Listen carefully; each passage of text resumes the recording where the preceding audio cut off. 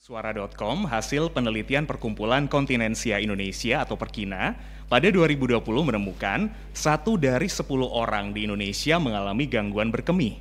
Survei tersebut dilakukan terhadap 585 responden yang terdiri dari 267 laki-laki dan 318 perempuan. Ketika terjadi gangguan pada saluran kemih, seberapa bahaya kita harus mewaspadainya? Langsung aja sore ini kita bahas dalam BTS Berbagi Tips Sehat bersama Siloam Hospitals Jember. View-nya beda lagi ya Sobat K, sama kayak minggu lalu ya, beda sama bulan-bulan yang kemarin. Kalau biasanya kita di studio langsung, tapi sekarang kita di ruangan podcastnya kayak radio nih. Silakan buat Anda yang pengen lihat langsung videonya bisa ke website castripradiojumer.com atau melalui aplikasi X-Space Radio yang tersedia di Play Store Anda. Sore ini sudah hadir di studio Dr. M. Zainar Ramadhani SPU MKet Clean, dokter spesialis urologi Siloam Hospitals Jember. Selamat sore Dr. Rama. Selamat sore Iksan. Kabar baik? Kabar baik, alhamdulillah. Alhamdulillah. Kalau saya lihat nama belakangnya Ramadhani ya, masih saudaraan sama menantunya Abu Rizal Bakri nggak nih? Jauh. Ya? Jauh, beda nasib. Oke, itu Nia Ramadhani ya. Yang ini dokter Zania Ramadhani. Zania Ramadhani. Betul. Hampir-hampir mirip lah. Mirip. Banyak yang tanya juga sebelumnya. Oh gitu, berarti saya orang yang keberapa kalinya yang menanyakannya. Nggak lengkap juga kalau kita nggak cari-cari tahu banyak info-info tentang promo-promo dan layanan dari kesehatan Siloam Hospitals Jember sore ini bareng Mbak Galuh ya, Marketing Communication-nya Siloam Hospital. Selamat sore Mbak Galuh. Selamat sore Mas Ihsan dan Sobat K yang ada yang sedang mendengarkan kayak radio. Ini sayang sekali suara Mbak Galuh tuh kan enak banget. Dideketin dong sama mic-nya agak lebih ke tengah dikit. Nah gitulah. Ya? Okay. Siapa tahu ada yang kepincut loh Mbak Galuh. Anyway, selamat hari Ibu ya Mbak Galuh ya. Selamat Hari Ibu untuk ibu-ibu yang merayakan. Iya sama Mbak Galuh kan juga sebagai calon ibu ya. Jadi kita berani dong, boleh dong ngucapin selamat ibu juga buat Mbak Galuh nih. Terima kasih. Nah, sore ini karena kita ngomongin soal untuk mewaspadai gejala atau mewaspadai gangguan berkemih, Sobat K, gangguan pada saluran kemih. Silakan kalau Anda punya pertanyaan langsung aja bisa WhatsApp ke 0811 378 1029. Saya langsung ke Dokter Rama ya. Apa yang dimaksud sama gangguan saluran kemih nih dok? Jadi untuk gangguan saluran kemih sendiri itu biasa kalau di dunia kedokteran sebutannya LUTS ya, LUTS atau Lower Urinary Tract Symptom. Itu dia berupa yang namanya symptoms itu adalah kumpulan gejala yang berkaitan dengan proses berkemih atau kencing yang disebabkan oleh gangguan pada saluran kemih di bagian bawah. Jadi untuk saluran kemih sendiri itu ada dibagi dua. Saluran kemih bagian atas itu mencakup ginjal dan ureter, itu saluran yang menuju ke kandung kemih. Kemudian untuk bagian bawah sendiri dia termasuk kandung kemih, prostat dan sphincter uretra serta uretra atau saluran kencing yang di bagian bawah. Nah, dengan kata lain gangguan berkemih itu gejala-gejala yang tidak normal, intinya yang tidak normal, yang dirasakan dan timbul pada saat pasiennya kencing. Bentuknya banyak, mulai dari kencingnya sulit, kencingnya mengejan, nyeri, panas, terus kemudian rasa tidak puas setelah kencing, kadang malah netes-netes setelah kencing. Atau bahkan pada wanita sering juga yang mengompol. Nah, atau bahkan tidak bisa keluar kencing sama sekali atau biasa disebut dengan retensi urin, seperti itu. Jadi ada gangguan di kemih bagian bawah ini ya dok Betul. ya? Jadi cakupannya kalau gangguan berkemih sendiri tuh ngomongnya adalah gangguan saluran kencing bagian bawah. Gangguan saluran kencing. Mulai dari beser itu juga termasuk gitu ya dok termasuk ya? Beser itu kan inkontinensia ya atau mengompol ya, dan itu lebih sering terjadi pada wanita walaupun pada pria pun masih bisa terjadi. Iya benar banget, tapi kalau misalkan cuacanya kita lagi dingin-dingin itu kan sering banget tuh dok. Beda sama waktu cuacanya suhunya lagi normal. Apakah waktu dingin tuh berarti kita mulai gangguan atau seperti apa? Sebetulnya tidak ya, karena kalau misalnya yang namanya proses kencing itu adalah proses fisiologis atau proses normal pada manusia. Ketika pada suhu-suhu tertentu atau dalam kondisi tertentu, misalnya pada suhu dingin atau suhu panas, atau pada saat pasien beraktivitas atau manusia beraktivitas, itu akan mempengaruhi produksi kencing. Contohnya pada kondisi dingin, orang itu akan cenderung kencingnya akan lebih banyak. Kenapa? Karena pada kondisi dingin kita tidak berkeringat, sehingga mayoritas pengeluaran cairan tubuh akan dikeluarkan lewat urin atau lewat kencing, seperti itu. Sedangkan pada suhu panas kita kan akan sering berkeringat tuh. Nah, cairan tubuh itu akan lebih sering atau lebih banyak keluar lewat keringat. Dan adaptasinya ginjal akan mengurangi produksi kencing sehingga cairan di dalam tubuh kita tetap seimbang. Jadi endingnya adalah kencingnya kita akan lebih sedikit dan biasanya relatif lebih keruh.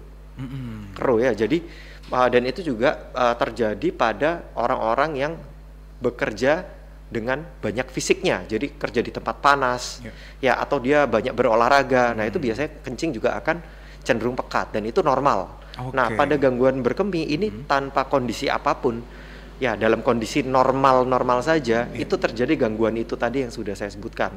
Ya mulai bisa ya itu kencingnya sulit, kencingnya nyeri, nggak tuntas, ngompol, bahkan pada pasien-pasien yang usia tua, pada laki-laki bisa sampai tidak kencing sama sekali, sampai harus dia dipasang selang kencing seperti itu. Ini dia ya Sobat K, berarti saya kan biasanya siaran kalau dalam studio tuh dingin banget ya Dok, itu siarannya kecil banget studionya, saya bolak-balik ke toilet normal-normal aja lah Mas normal aja. Tapi penting juga untuk kita sering-sering melakukan medical check up lah ya. Betul. Oke, nanti kita juga pengen tanya-tanya nih ke Mbak Galuh ya, mungkin ada promo-promo juga nih soal medical check up juga ya nanti ya, boleh dong informasinya juga ya. Nah, setelah kita tahu tentang gangguan saluran kemih itu ada berapa jenis sih Dok gangguannya? Oke, sebelum saya menjelaskan tentang ada berapa jenis sih gangguan berkemih itu, jadi sebetulnya saya pengen ngejelasin dulu nih sama Iksan dan teman-teman dan pendengar Sobat K. Jadi proses kencing sendiri tuh sebetulnya dibagi menjadi 3 fase. Fase pertama itu adalah fase penyimpanan atau storage. Jadi saat itu di mana kandung kemih itu kosong dan urin atau kencing ini akan diproduksi oleh ginjal dan dialirkan ke kandung kemih, kemudian disimpan sampai volume tertentu. Sekitar normalnya sekitar 300 sampai 400 mili. Kemudian saat kandung kemih itu penuh, maka kandung kemih ini akan memberikan sinyal ke otak dan itu akan memicu keinginan kita untuk kencing. Itu fase penyimpanan. Yang kedua adalah fase pengosongan atau fase voiding atau kencing kita bilang ya. Yaitu fase di mana ketika saat itu katup saluran kencing atau sphincter uretra itu melakukan relaksasi dan dibarengi dengan otot kandung kemih yang kontraksi. Ya, jadi jalannya terbuka, kemudian penimpanannya ini mompa. Sehingga kencing itu mengalir keluar dari kandung kemih, keluar lewat saluran kemih bagian bawah atau uretra. Nah, fase ketiga ini yang juga tidak kalah penting, itu adalah fase setelah kencing atau postmixi. Jadi setelah kencing ini harusnya kan kita lega ya, harusnya wah ngerasa udah enak nih kencing nih. Tapi pada orang yang dengan gangguan ini bisa malah terjadi pasiennya ini tidak merasa puas, jadi kok masih nyisa ya, atau malah netes-netes padahal sudah merasa selesai. Itu proses untuk berkemih. Nah, jadi gangguan berkemih ini ada berapa jenis? Ya berdasarkan fase tadi ya ada 3 jenis. Ada gangguan pada fase penyimpanan, kemudian ada gangguan pada fase pengosongan, dan ada gangguan pada fase setelah kencing. Seperti itu. Nah, untuk gangguan pada fase penyimpanan biasanya bentuknya apa? Nah, harusnya itu kan ketika kita menyimpan kencing ya, kan kita masih belum pengen kencing nih. Nah, itu kan seharusnya kita ketika penuh baru kebelet kencing. Nah, pada ada gangguan di fase ini, orang itu akan cenderung satu ngompol, ya jadi belum penuh tapi sudah keluar sendiri tanpa dikontrol. Yang kemudian normalnya kan harusnya deakumulasi ya. Selain itu juga bisa juga terjadi kesulitan untuk menahan kencing, kencingnya sering, kencingnya nyeri, atau bahkan ada juga dalam bentuk pasien ini akan sering terbangun pada malam hari untuk kencing, dan itu akan mengganggu kualitas hidup si orang tersebut. Ya, normalnya. Tidur dong, jadi ketika dia udah tidur, kalau Iksan berapa kali kira-kira sering nggak terbangun untuk kencing di malam hari? Paling sekali itu pun, tapi nggak sampai setiap hari ya Dok ya. 1 kali, apakah normal? Normal nggak ya? Normal ya. Jadi maksimal itu 1 kali. Kalau manusia itu terbangun untuk kencing 1 kali dalam malam hari itu masih normal. Tapi begitu lebih dari 1 kali ya, 2, 3, 4, bahkan ekstrimnya bisa sampai 1 jam sekali bangun, itu sudah tidak normal ya. Berarti ada sesuatu yang menjadi penyebab hal itu. Ya. Kemudian kalau misalnya gangguan fase pengosongan, nah kalau misalnya fase pengosongan kan seharusnya orang itu kencing ya. Nah, kalau kencing itu kayak gimana sih ya? Kita ke kamar mandi, ya buka celana, kencing, ya paling 20 detik, 30 detik selesai. Ya, cebok, habis itu dipakai celananya, selesai ya. Nah, kalau misalnya pada fase pengosongan, biasanya itu ada hambatan pada saluran kencing, sehingga orang tersebut tidak bisa mengeluarkan kencing dengan normal. Ya, contohnya apa gejalanya? Kencingnya sulit, jadi pasien itu udah ngeden tapi nggak keluar kencingnya, atau keluar tapi sedikit. Yang kedua, kencingnya terputus-putus, jadi kencing berhenti, kencing berhenti. Ya, dan itu menyebabkan durasi kencingnya jadi lama. Ya, normalnya bisa 20-30 detik, ini bisa sampai bermenit-menit. Bahkan saya pernah punya pasien itu bisa sampai 45 menit cuma untuk satu kali kencing. Kenapa? Ya karena dia betul, karena dia merasa kencingnya nggak selesai-selesai. Dia takut kalau dia keluar kamar mandi dia kebelet lagi. Jadi akhirnya dia berhenti deh nongkrong deh di WC lama. Kemudian kencingnya bisa sampai pancarnya biasanya pelan ya. Kalau misalnya kita masih muda nggak ada gangguan saluran kencing kan, bisa nembak sasaran ya, bisa kenceng ya, bisa diarahin kemanapun yang kita mau ya. Tapi kalau ada gangguan saluran kencing, dia nggak ada sumbatan di saluran kencing, itu malah kencingnya jadi letoy ya, jadi loyo gitu. Kemudian yang ketiga ya gangguan yang tadi sudah saya jelaskan, gangguan pada saat setelah kencing. Harusnya kan orang puas ya. Nah, pada orang yang ada gangguan saluran kemih, dia merasa tidak puas. Ya, dan itu juga kadang disertai dengan kencingnya netes. Jadi kalau udah selesai kencing, dia masih netes-netes, atau malah setelah pakai celana dalam masih ada urin atau kencing yang keluar. Dan itu pada orang yang orang yang agamis, orang yang muslim, yang dia menjalankan sholat, kadang jadi risih dan harus berganti-ganti celana dalam berkali-kali, seperti itu. Nah, itu dia ya, ada 3 fase itu ya, penyimpanan, pengosongan, dan fase setelah kencing tadi Sobat K. Kalau mungkin udah dirasa nggak normal dari sekarang, segera langsung lakukan pemeriksaan Sobat K, karena Siloam Hospital sangat mudah sekali Anda jangkau. Anda tinggal datang ke Kompleks Lipo Mall Plaza di Jalan Gajah Mada nomor 104, betul ya Mbak Galuh ya? Dan Anda juga bisa reservasi dulu nih ya Mbak ya? Bisa di nomor CS kami, itu ada di 0812 4913 9353. Oh ya, sama ini sih bisa juga di My Siloam. Sekarang sudah terupdate lagi untuk aplikasi My Siloam. Jadi untuk reservasi dikhususkan untuk pasien umum sih ini Mas Ihan, itu bisa langsung reservasi langsung ke dokteran. Jadi udah dapat nomor antrian untuk ke dokternya langsung. Jadi nggak usah perlu ambil nomor antrian lagi untuk ke untuk ke bagian front office-nya. Jadi langsung dapat ke nomor antrian waktu di aplikasi My Siloam itu ya. Karena keren banget, lebih cepat lagi ya. Makanya Sobat K segera install aplikasi My Siloam yang tersedia di Play Store maupun App Store. Kita akan balik lagi setelah yang satu ini. Masih di BTS berbagi tips sehat bersama Siloam Hospitals Jember. Sore ini kita membahas tentang waspadai terjadinya gangguan saluran kemih. Bersama Dr. Emzania Ramadhani, SPUM Ketlin, dokter spesialis urologi Siloam Hospitals Jember, dan Marketing Communication Siloam Hospital. Yang hadir juga ada Mbak Galuh. Oke, kita lanjut lagi, faktor-faktor apa nih dok yang bisa menyebabkan terjadinya gangguan pada saluran kemih? Oke, untuk faktor itu karena gangguan berkemih itu sangat luas ya, jadi faktor penyebabnya itu banyak sekali.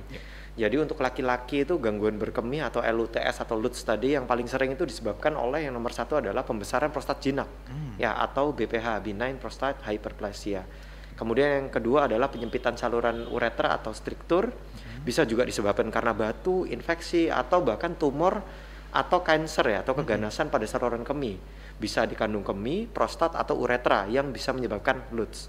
Kemudian kalau pada wanita sendiri yang paling sering terjadi itu gangguan pada fase storage. Nah, penyebabnya paling sering apa? Infeksi saluran kencing, ada bisa tumor atau keganasan saluran kencing, bisa juga karena kelemahan otot dasar panggul yang menyebabkan ngompol ya. Jadi kalau ibu-ibu itu kan sering ya batuk, ada yang keluar kencingnya ya.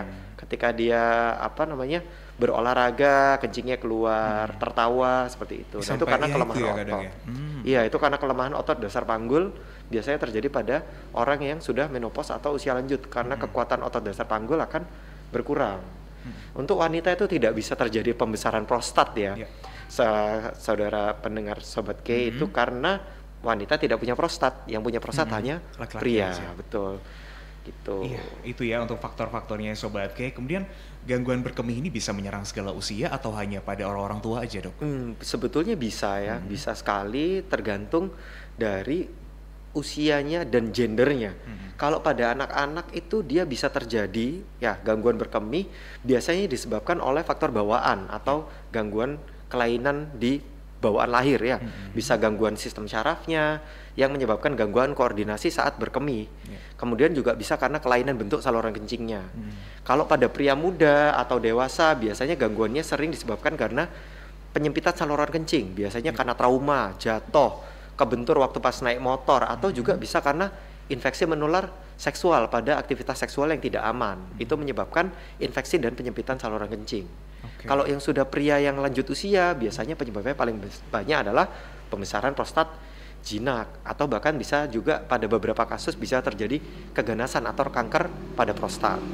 Gitu. Kalau wanita paling sering jelas infeksi ya, karena saluran kencing pada wanita yang bagian bawah atau uretra itu pendek, sehingga sangat mudah untuk terjadi transfer kuman dari, mohon maaf ya, dari vagina atau dari anus ya, sehingga akan mudah terjadi infeksi. Gitu. Kalau antara pria sama wanita yang lebih rentan mana nih? Pada prakteknya sih yang lebih sering datang untuk berobat ke spesialis urologi ya adalah pria. Ya, karena gejala yang paling sering mereka rasakan adalah sulit kencing. Ya, mayoritas seperti itu. Jadi sering datang itu dengan gangguan kencing yang berupa obstruksi atau hambatan saluran kencing. Ya, penyebabnya mayoritas adalah pembesaran prostat. Untuk wanita juga beberapa ya, sering juga, cuma tidak sesering pria. Itu mayoritas datang dengan keluhan yang terkait dengan infeksi. Ya, contohnya apa? Karena kencingnya nyeri, kencingnya sering, kadang tidak bisa ditahan, seperti itu. Atau juga pada orang-orang yang wanita tua datang dengan keluhan mengompol. Ya.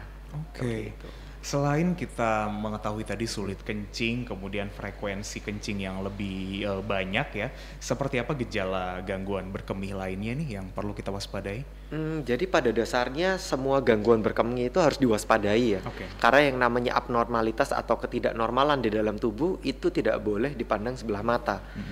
Karena tidak semua gangguan atau kelainan yang terjadi di tubuh kita, terutama di saluran kemih, itu bisa hilang sendiri. Memang pada infeksi-infeksi ringan mungkin bisa saja dengan minum yang cukup, dengan olahraga yang teratur bisa hilang sendiri. Ya, tapi ketika tidak, nah itu kita harus juga concern ya, harus menaruh perhatian pada situ. Ya, semua bentuk gangguan berkemih itu harus dilakukan pemeriksaan lebih lanjut oleh dokter, baik pemeriksaan fisik, pemeriksaan laboratorium, sampai pemeriksaan radiologis ya, atau ronsen dan lain-lain untuk menentukan penyebab dari gangguan berkemih itu. Baik. Kita ke pertanyaan yang masuk ya Sobat Kay di 0811-378-1029. Ada Ibu Dewi nih dok yang bilang anak saya pas kencing itu nangis. Ketika BAB juga nangis, dibawa ke dokter. Nggak dibawa ke dokter sih, cuma dikasih antibiotik aja. Pas dilihat gejala-gejalanya kok mirip-mirip infeksi saluran kencing. Kalau di Google ya, lewat Mbak Google dulu nih dokternya. Kira-kira ya? Aman nggak? Jadi Ibu terima kasih atas pertanyaannya, saya akan coba jawab ya. Jadi pada anak kecil, biasanya terutama pada laki-laki ya, itu sering terjadi infeksi saluran kencing. Kenapa kok pada dewasa laki-laki itu jarang? Karena pada anak kecil biasanya belum disunat. Ya, nah sekitar 30%, 15-30% anak kecil laki-laki itu akan bisa terjadi fimosis atau penyempitan. Ini ya apa namanya, kalau laki-laki belum sunat itu kan ada preputium ya, atau kalau bahasa Jawanya ini kulup ya. Nah itu kan bisa terjadi penyempitan dan itu menyebabkan aliran kencing tidak lancar, sehingga kencing ini akan terjadi reflux atau kembali ke dalam kandung kemih, dan itu menyebabkan kondisi stasis urin atau urinnya tidak keluar dengan lancar, sehingga meningkatkan potensi untuk terjadi infeksi. Kalau misalnya wanita, jelas karena saluran kencingnya pendek. Kalau misalnya anaknya itu usianya sangat kecil atau usianya masih balita ya, pas pakai, terutama yang pakai pampers, ya akan mudah terjadi infeksi saluran kencing. Kenapa ya? Karena ketika dia kencing, ketika dia BAB, itu akan menumpuk di satu tempat dan itu berpotensi untuk terjadi transfer kuman dari feses ke saluran kencing. Seperti itu. Berarti salah satu misalkan untuk anak-anak yang udah disunat itu jauh lebih baik ya dok ya. Bahkan rekomendasi untuk saat ini ya, rekomendasi kalau misalnya ditanya dari sisi medis kapan sih sebaiknya anak laki-laki itu disunat? Ketika bayi. Berapa bulan? Begitu lahir seharusnya sudah boleh disunat. Udah boleh ya? Iya, boleh disunat. Kenapa? Karena yang pertama yaitu tadi yang seperti saya sampaikan, ada persentase tertentu anak kecil itu akan mengalami gangguan namanya fimosis atau penyempitan pada preputium. Seperti itu. Jadi ketika terjadi penyempitan preputium itu akan meningkatkan resiko untuk infeksi. Yang kedua, ketika anak masih bayi atau masih kecil, itu yang pertama dia tidak banyak bergerak, tidak banyak sebanyak aktivitas pada anak-anak yang sudah mulai bersekolah. Main. Yang ketiga, betul. Jadi itu akan mempercepat penyembuhan dari si anak yang disunat tersebut. Yang ketiga, yang paling penting adalah bayi itu mempunyai kemampuan untuk regenerasi yang paling baik dibanding anak-anak yang sudah berusia lebih tua. Kenapa ya? Karena itu hakikatnya anak bayi, dia akan tumbuh jauh lebih cepat, sehingga penyembuhan dari luka bekas sunat tadi akan diharapkan jauh lebih cepat. Oke, baiklah. Kita akan lanjutkan lagi pembahasan kita nanti Sobat K setelah Jaring Radio bersama Suara Surabaya. Saluran kemih Sobat K. Kita bersama dengan Dr. Rama ya dari Siloam Hospitals Jember, dokter spesialis urologi Siloam Hospitals. Nah, terima kasih buat Anda yang sudah mengirimkan pertanyaan-pertanyaan, karena banyak banget nih Dok ya pengen tahu ya soal keluhan-keluhan pada saluran kemih, terutama buat kita yang selama ini mungkin menyepelekan ketika ada kondisi-kondisi seperti itu ya kita anggap paling cuman beberapa hari aja kayak gini ya, atau mungkin hanya saat hari ini aja. Padahal kalau misalkan kita menyepelekan kan bisa jadi malah timbul efek-efek negatif lainnya nih ya. Oke, saya ke pertanyaan lagi yang sudah masuk di WhatsApp 0811 378 1029 dari Ibu Eli. Dok, untuk gangguan saluran kemih bisa sembuh atau enggak? Oke, untuk Ibu Eli, jadi sebetulnya untuk gangguan saluran kemih sendiri tergantung ya. Tadi saya sudah jelaskan bahwa gangguan saluran kemih itu cakupan itu sangat luas. Ya, mulai dari infeksi, mulai dari gangguan bentuk saluran kencing, mulai dari ada pembesaran prostat pada pria, ada banyak sekali. Tapi mayoritas bisa sembuh. Ya, bisa sembuh. Jadi jawabannya bisa sembuh. Tapi tergantung dari apa gangguan saluran kemihnya, dan penanganannya akan jauh berbeda. Semuanya akan berbeda. Baik. Kemudian ada Ari di Patrang. Mau tanya nih Dok, apabila mengalami gangguan kencing atau IS apa ini? ISK. ISK ya? Iya betul, infeksi saluran kemih. Baiklah, berarti saya yang nggak paham sama istilahnya. Mohon maaf ya. Boleh nggak mau konsumsi obat jenis Levoflox secara langsung? Karena beberapa tahun lalu pernah mengalami ISK dan diberikan obat tersebut oleh dokter langsung sembuh. Atau ada cara lain Dok? Jadi sebetulnya ketika kita bilang saya menderita ISK, ya itu yang harus dilakukan pertama kali apa? Yang pertama adalah kita harus membuktikan apakah gejala yang dialami itu terkait dengan infeksi saluran kencing. Itu yang terpenting. Kenapa? Karena kalau misalnya gejala yang dialami, ya gejala berkemih, misalnya aduh saya kencingnya nyeri nih, saya kencingnya kok sering sekali ya, kok nggak nyaman ya, itu kita berasumsi bahwa ini infeksi, padahal disebabkan oleh penyebab yang lain. Kita mau minum antibiotik 3 emplek ya, 3 kotak juga nggak akan sembuh. Kenapa? Karena penyebabnya kita tidak tahu. Ya, jadi memang mayoritas masyarakat ini taunya kalau kencingnya nggak enak, langsung aja nembak infeksi nih, gitu. Padahal belum tentu. Ya, jadi kalau misalnya memang ada gejala, sebaiknya kontrol dulu atau periksakan ke dokter terdekat ya, atau bisa juga ke dokter urologi. Kenapa? Karena untuk mencari tahu penyebab aslinya atau penyebab pastinya apa, sehingga tidak sembarangan minum obat. Kenapa sih kok minum obat sembarangan itu berbahaya? Kenapa? Terutama antibiotik. Karena pemberian antibiotik yang sembarangan dan tidak sesuai dengan pemakaian yang standar, itu akan menyebabkan resistensi atau kekebalan kuman terhadap antibiotik itu sendiri. Jadi saat ini mungkin ibu atau bapak yang ada diduga curiganya ada infeksi, minum obat sembarangan. Ya, kemudian jadwalnya tidak betul, durasinya tidak betul, itu bukan menyebabkan kumannya mati, malah kumannya semakin kuat, dan itu akan yang namanya resistensi.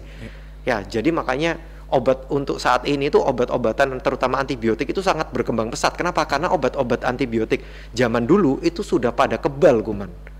Gitu, dan itu kesalahan siapa? Kesalahan kita bersama. Makanya saatnya kita memperbaikinya juga ya. Iya betul, makanya kalau misalnya ada curiga lebih baik kontrol dan periksa dulu untuk memastikan ya, sehingga pengobatannya itu tepat. Baik. Kemudian nih Dok, gimana sih caranya untuk pengobatan dari gangguan saluran kencing ini?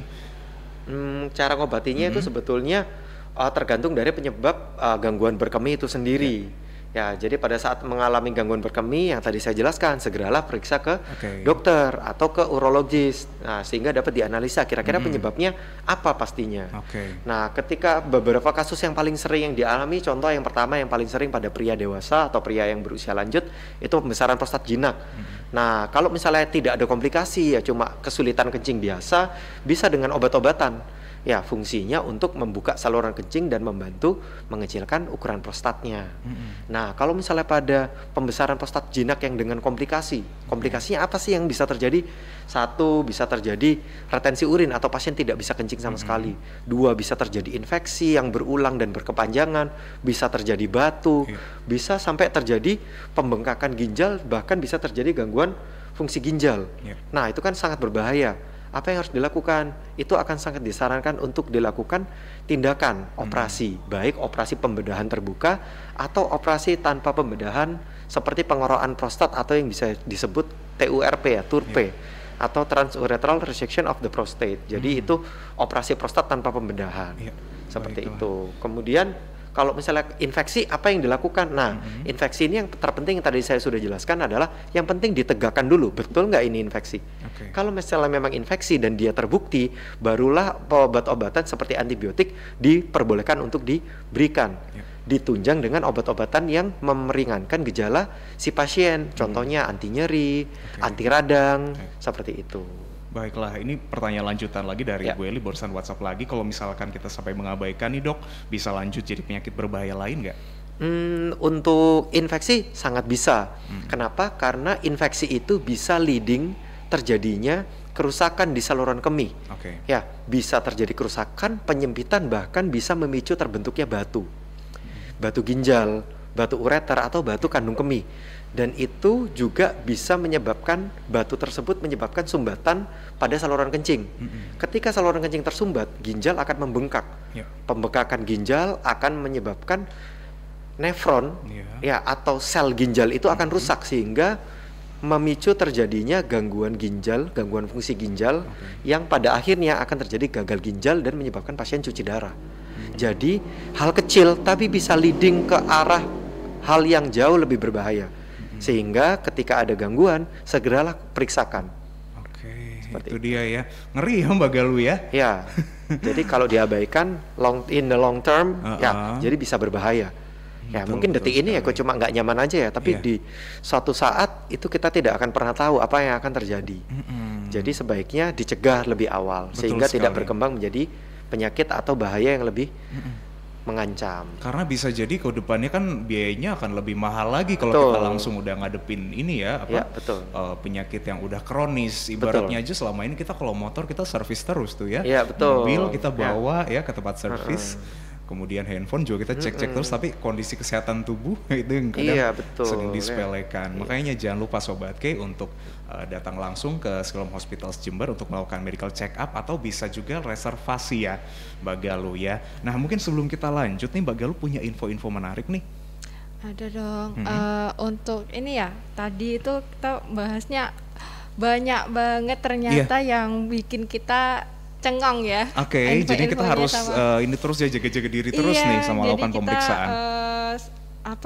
Biar kita juga nggak sembarang tanya dokter online di Google, mending kita langsung tanya aja langsung ke dokter spesialisnya. Apalagi kita sudah ada dokter spesialis urologi yang udah buka di setiap hari Senin sampai Sabtu. Itu nanti untuk informasinya bisa di sosial media kita di Instagram @siloamjember atau di www.siloamhospitals.com. Nah, terus kemudian nanti biar juga kita nggak kesalahan obat, terus biar kita nanti juga konsultasi langsung dengan dokter, diagnostiknya juga lebih jelas ya dokter, itu langsung aja ke dokter di Siloam Hospitals Jember. Siap, gitu. Bisa ini juga kan sekarang reservasinya online gampang banget. Iya, dan apalagi udah canggih juga sih. Iya dong pastinya. Pasien BPJS juga bisa ya ke Siloam Hospitals ya.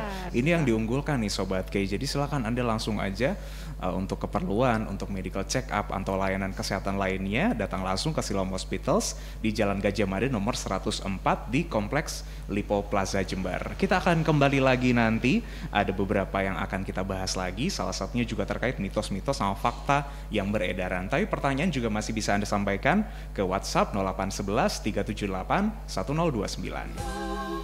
Terakhir BTS berbagi tips sehat bersama Siloam Hospitals Jember. Kita masih membahas tentang waspadai terjadinya gangguan saluran kemih. Nah sebelum saya lanjut ke Dokter Rama ini saya pengen ngobrol-ngobrol dulu sama Mbak Galuh ya. Sekarang ini kan banyak orang yang ketika ke rumah sakit tuh pengennya yang nyaman gitu Mbak. Ngomongin soal kenyamanan, ini pasti tiap-tiap layanan kesehatan punya yang mereka unggulkan. Nah kira-kira gimana caranya ketika pasien ini atau orang-orang yang pengen datang ke Siloam Hospitals ini bisa lebih nyaman lagi nih datang ke sana? Oke, buat Sobat K, sekarang kita namanya ada single queue.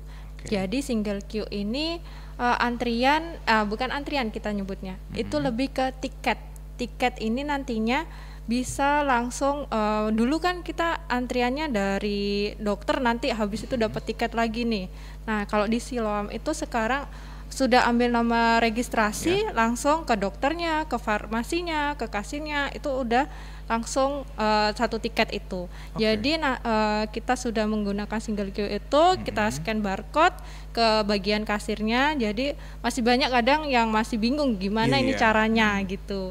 Nah kita sekarang sudah digitalisme ya, digital. Jadi kita menggunakan Jadi kita menggunakan sistem itu untuk mempermudah untuk berkonsultasi ke dokter, untuk pengambilan obat, untuk ke kasir juga gitu sih Mas. Iya, gitu. soalnya kalau kita datang ke rumah sakit itu kan biasanya pertama kita ambil nomor antrian dulu ya. Setelah itu kita tunggu nanti dipanggil lagi, kita pasien umum atau asuransi dan lain sebagainya.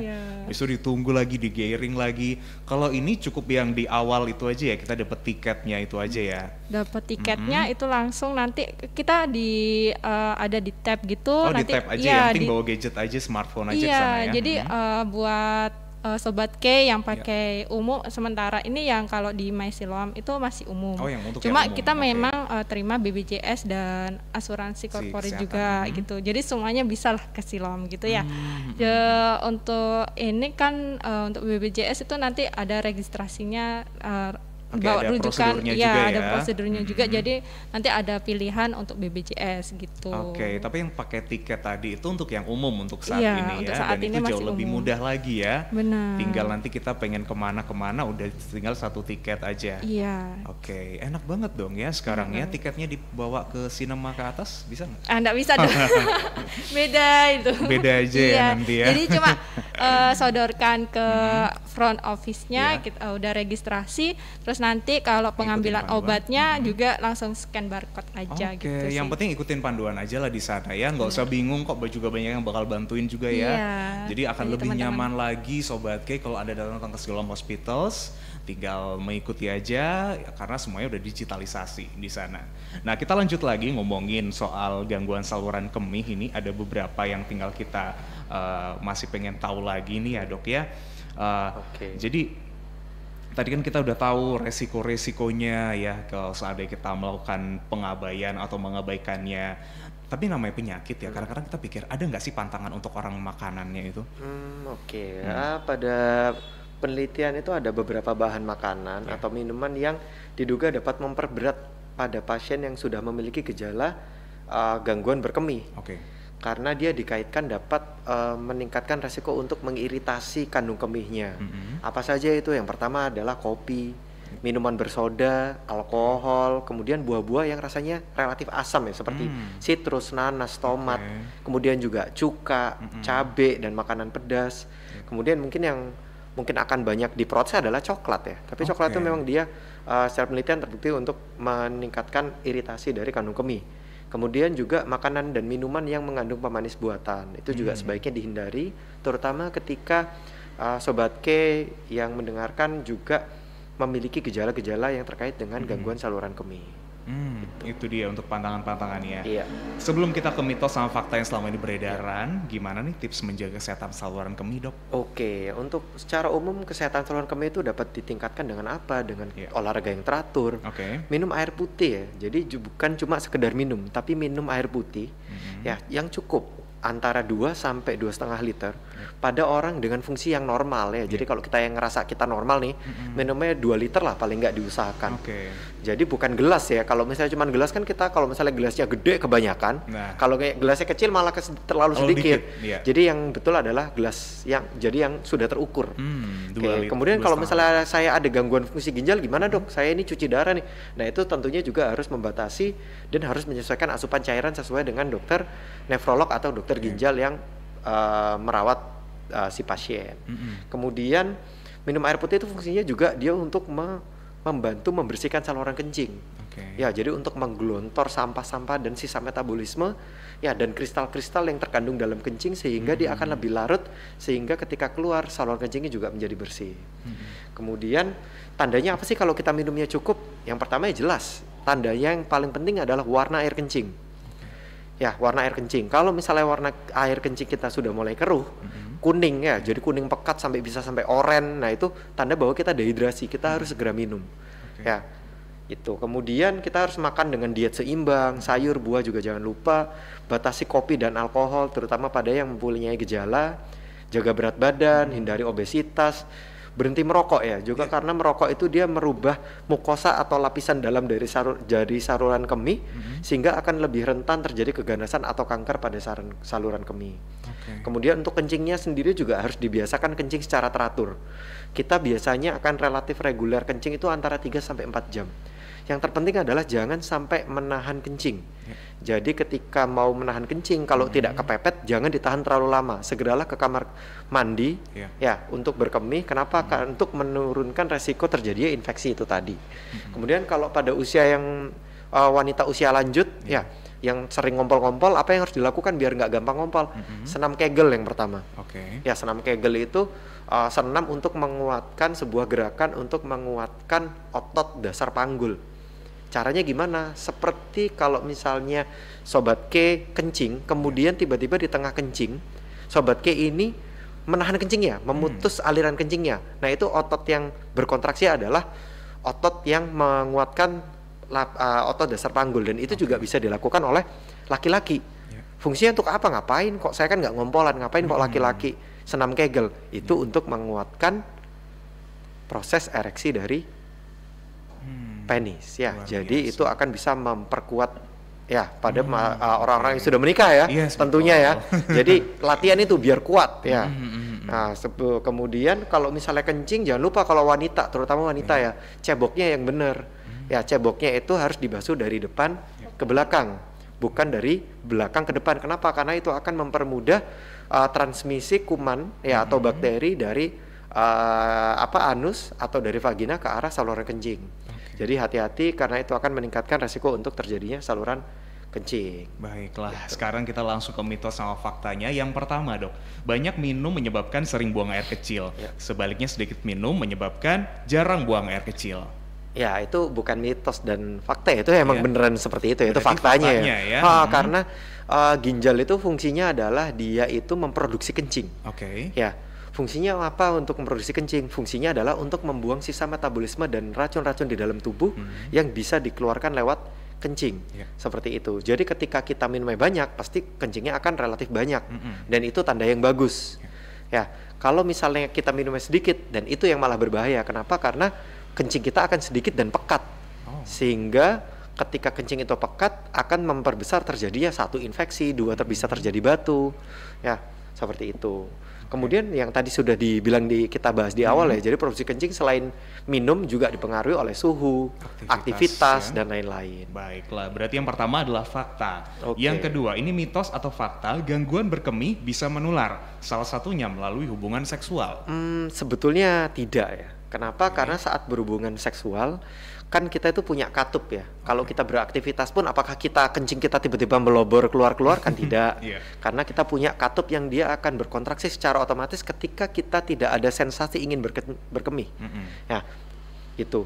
Nah, termasuk juga saat berhubungan seksual, saluran kemih kita juga klepnya akan nutup secara otomatis si sphincter itu tadi. Sehingga saat berhubungan seks normalnya kita tidak akan mengeluarkan kencing. Ya, jadi tidak dapat menular. Kenapa ya? Karena kita tidak kencing. Sebaliknya, infeksi menular seksual itu bisa meningkatkan risiko terjadinya infeksi saluran kencing. Ya, terutama saluran kemih bagian bawah pria yang potensinya dia malah bisa menyebabkan penyempitan saluran kencing. Jadi mohon maaf nih pada sobat-sobat yang mungkin melakukan aktivitas seksual yang tidak sehat, ya bergonta-ganti pasangan, tidak memakai pengaman, itu malah dapat menyebabkan infeksi saluran kencing. Ya, itu sangat berbahaya. Kenapa? Karena ketika terjadi infeksi saluran kencing karena kuman dari dari hubungan seksual tadi, itu bisa menyebabkan radang yang berat pada saluran kemih bagian bawah, bisa menyebabkan sampai penyempitan dan tidak bisa berkemih lagi. Dan itu penanganannya sangat sulit. Jadi lakukan safety sex. Itu dia Sobat K. Kemudian toilet umum katanya bisa menularkan infeksi saluran kemih. Mitos atau fakta ini, Dok? Untuk toilet umum harusnya sih mitos ya. Kenapa? Karena kebanyakan kasus sih sangat jarang, tergantung kebiasaan orang tersebut. Jadi yang terpenting adalah bagaimana kalau laki-laki dan perempuan, terutama perempuan, bagaimana cara ceboknya yang benar. Seperti itu. Jadi kalau masalah cebok ya saya ingatkan lagi ya, dari depan ke belakang, terutama pada wanita. Apalagi kalau pria itu sangat sulit ya. Pria itu sangat relatif jarang terjadi infeksi saluran kencing yang dari eksogen atau dari luar. Kenapa ya? Karena saluran kencingnya panjang. Gitu. Jadi relatif jarang. Kalau misalnya wanita mungkin masih mungkin ya terjadi ya, tapi bukan terjadi karena ada kuman yang dari toilet lompat, bukan. Tapi lebih karena kalau misalnya kayak ke toilet umum, kadang terutama wanita itu ini ya agak jijik ya sama toiletnya, sehingga mereka cepat-cepat cuma dibasuh tapi tidak cebok. Jadi tidak dibersihkan, sehingga di situ akan menumpuk kotoran, menumpuk sisa kencing, dan itu akan mengundang bakteri. Baiklah. Yang terakhir ini, apakah mitos atau fakta mengikat jempol kaki dengan karet bisa menahan atau mengurangi frekuensi buang air kecil bagi penderita anyang-anyangan? Itu jelas mitos ya. Kenapa ya? Karena dua hal itu tidak berhubungan ya. Karena mekanisme pembentukan kencing dan mekanisme berkemih yang tadi sudah saya jelaskan di awal itu sama sekali tidak terkait dengan jempol kaki ya. Gitu. Jadi kalau misalnya saya anyang-anyangan, apa yang harus saya lakukan? Tergantung. Anyang-anyangan bisa normal. Kenapa? Pada saat kondisi dingin, ekstrim dingin yang menyebabkan dia tidak keringat secara ekstrim, ya jadi dia akan kebelet kencing terus. Ya, seperti itu. Dan itu juga sifat anyang-anyangannya sementara ya, ketika saat itu saja.